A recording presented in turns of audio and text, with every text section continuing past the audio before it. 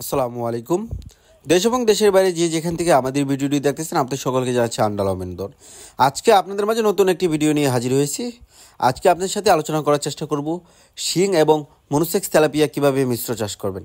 আর প্রিয় দর্শক শ্রোতা, আপনি এখন যে মাছগুলো দেখতে পাচ্ছেন এগুলো হচ্ছে 100% অরিজিনাল মনোসেক্স তেলাপিয়া।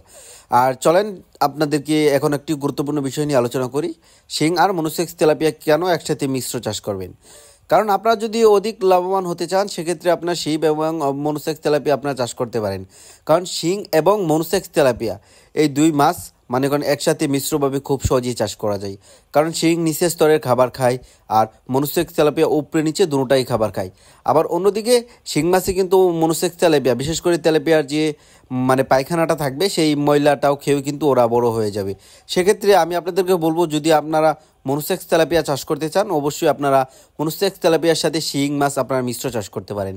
কারণ আপনাদের এখন যে যুগ, বিশেষ করে এখন কিন্তু সকল খাবারের দামই কিন্তু হু হু করে বেড়ে যাচ্ছে। সেক্ষেত্রে আপনাদের যদি ভালো মানের মাছের পোনা এবং যদি সুন্দরভাবে এই মাছগুলো চাষ করতে পারেন অবশ্যই আপনারা লাভবান হতে পারবেন। কারণ মনোসেক্স তেলাপিয়া আপনার অন্যান্য মাছের তুলনায় অল্প দিনেই বাজারে বাজারজাত করা যায়। সেক্ষেত্রে আপনি মনে করেন 4 থেকে 5 মাসে এই মনোসেক্স তেলাপিয়াগুলো বিক্রি করবেন, হ্যাঁ খুব সহজে বিক্রি করতে পারবেন।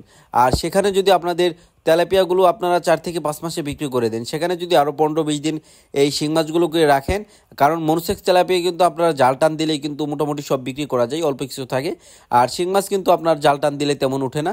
সেক্ষেত্রে মনোসেক্স তেলাপিয়া বিক্রি করতে করতে তারপরে কিন্তু মনোসেক্স তেলাপিয়া বিক্রি করার পরে কিন্তু আপনাদের সেই পুকুরে আর খাবার লাগবে না। সেক্ষেত্রে আপনারা খুব সহজেই কিন্তু সেই পুকুরে শিং মাছের পোনা আপনারা রেখে অল্প কিছুদিন পরে বিক্রি করতে পারবেন। সেক্ষেত্রে আমি আপনাদেরকে বলবো প্রিয় দর্শক শ্রোতা, যদি মনে করেন আপনারা এই মনোসেক্স তেলাপিয়ার সাথে শিং মাছটা চাষ করেন আপনারা অবশ্যই লাভবান হতে পারবেন। আর মাছ চাষ করার ক্ষেত্রে অবশ্যই যদি একটু বুদ্ধি খাটিয়ে না চাষ করেন সেক্ষেত্রে কিন্তু লাভবান করা কষ্ট হয়ে যায়।